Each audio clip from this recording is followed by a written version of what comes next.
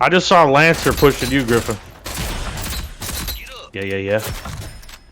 Pushing up. Come on. Yeah. Demon! He's oblivious.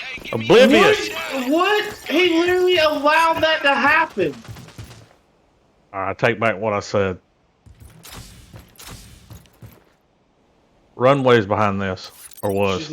She's aiming right at you. Yeah, there's two back here.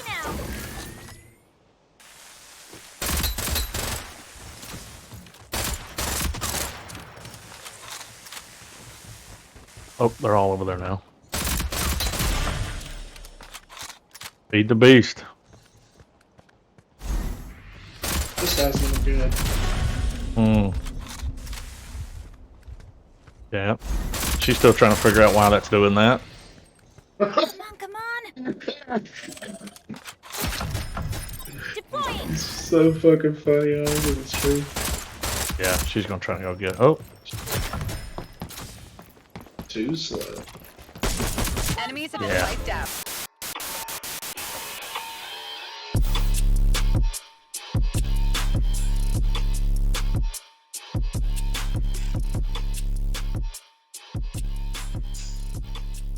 What is going on, everyone? Griffin here, coming at you with some Juke gameplay, and today we are going to talk about the missing balance changes in the Daybreak update.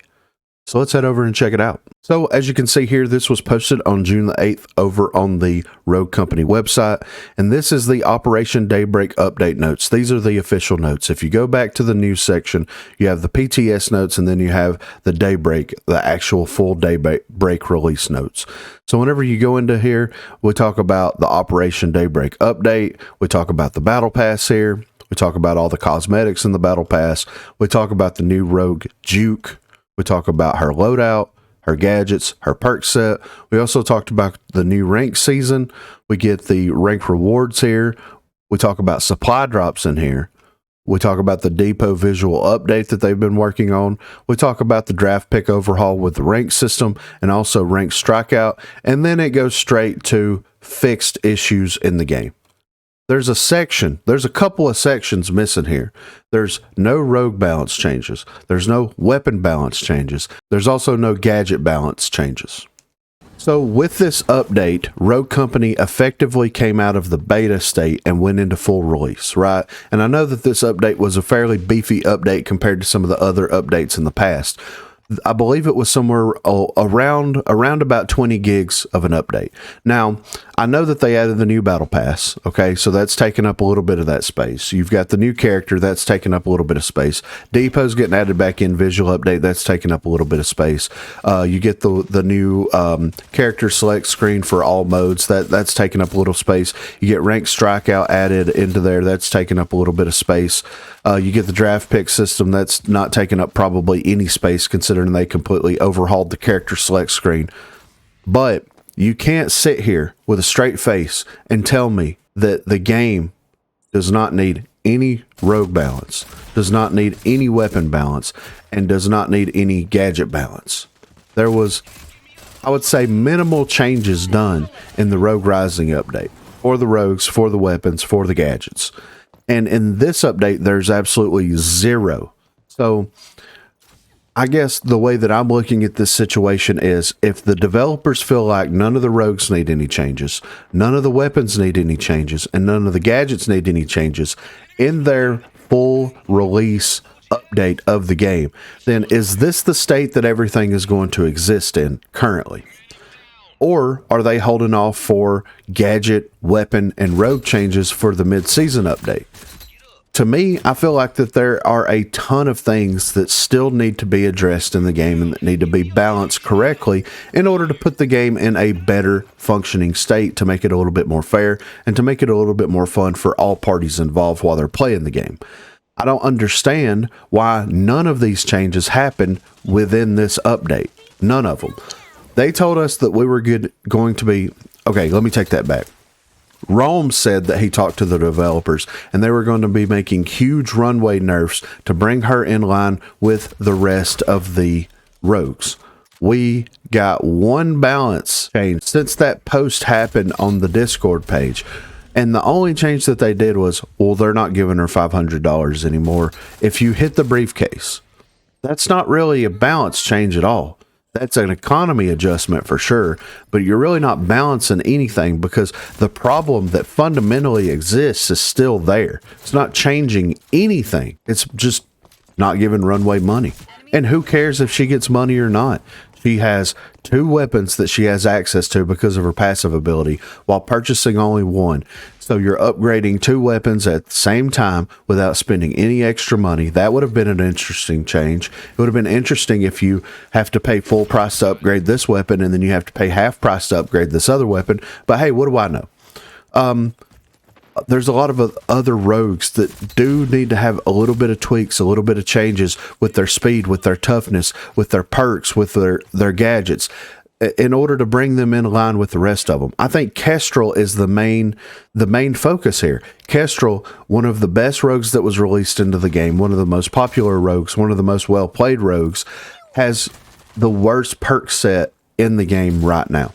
She honestly has nothing that makes her like, oh, wow, she is amazing. I'm going to prioritize picking her over some of the other rogues. Like, she has access to the stems, which is strong. The bounce grenade is strong if you know what you're doing it with. They changed the Kestrel drones up without telling anybody that they were changing the Kestrel drones up, but they're still just as effective if you know what you're doing with them. She has access to the same weapons, but her perk set is terrible. I wonder why she wasn't played during the LAN event. I'm just saying. It seems like, to me personally, that the characters that are getting priority picks and bans in the LAN should be the ones that you should be focusing your attention on, bringing more in line with the rest of the rogues. And then some of the rogues that are never picked in LAN that you should be focusing on bringing up so that people feel more inclined to play with those characters. To me, it would make more sense if you were going to make it an even playing field all across the board, especially since draft pick now exists. And I know draft pick throws everything on its head a little bit here because it does have counterplay. It does introduce this balancing act between both of the teams, which is a good thing, which I think we're going to see more rogues that aren't traditionally played in a competitive environment played more. But at the same time, like, if they feel pressured to play this specific rogue for whatever reason, that rogue needs to perform just as well as every other rogue in the game, depending on who's using them. I don't understand why there's no changes here, and it's very, very aggravating to me because that's my first thing that I do. Whenever any of the PTS notes, whenever any of the update notes come out for any of these update cycles that they go through, I pull up the information on my phone, I scroll down to the balance changes for rogues, for gadgets, for weapons, for all of that stuff, and I see exactly what they're changing because that's the nut and bolts. That's the core of the game right there, are the weapons, the gadgets, and the rogues themselves. I don't care anything about some of these weird, like, tangent changes that they're making to the game, like rank strikeout and all that kind of stuff. Like, I don't care about any of that. I don't care about the depot visual rework. I don't care about the battle pass. I don't care about the new character. I can get into the game and experience all of that stuff. I want to know that whenever I get home from work that day, what changes that I can expect to see while I'm playing the game. This is all I'm going to say. If there's no rogue, weapon, or gadget balance changes that happen in the next update, and I'm not talking about Juke stuff. I'm omitting Juke, her character, her passive, her active ability, her gadgets, everything. I'm omitting all of that from this because, of course, there should be some balance changes to that character specifically and to what she has access to and everything.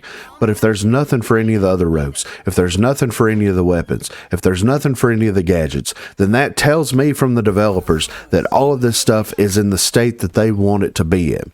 And the state that they want it to be in is 90% of the things underperforming and 10% of the things overperforming and being basically meta picks. But anyway, let me know what you think in the comments down below. What are your thoughts on the missing balance changes in the Daybreak update? I'm very interested to see what you guys think in the comments down below. Also, if there's anything that you think or feel needs to be addressed and needs to be adjusted correctly in Rogue Company, whether it's weapons, whether it's gadgets, whether it's rogues, please let me know in the comments down below, because I'm very interested to see what you guys think about that stuff. Also, be sure to check the description for links to Facebook, Discord, and Twitter. Those are the places to contact me. And if you haven't already, please be sure to like and subscribe to the channel. If you are already subscribed, then consider hitting that join button and becoming a part of the 256 crew. And then also on Sundays from 8 until 11 p.m. Central Time, and Sundays from 10 a.m. until we get tired, I will be streaming here on YouTube. So if you are interested and available, please feel free to stop by and say hello there. Thanks for watching, guys. High fives. No. Yeah, I should flip, have said, you know? man, that was beautiful. Is that all of us? Oh, Quad. Yeah, dude. Fucking squad. That's how it's done. I mean, don't stand there. Yeah.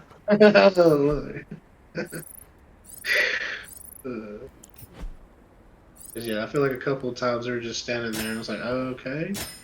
Pop.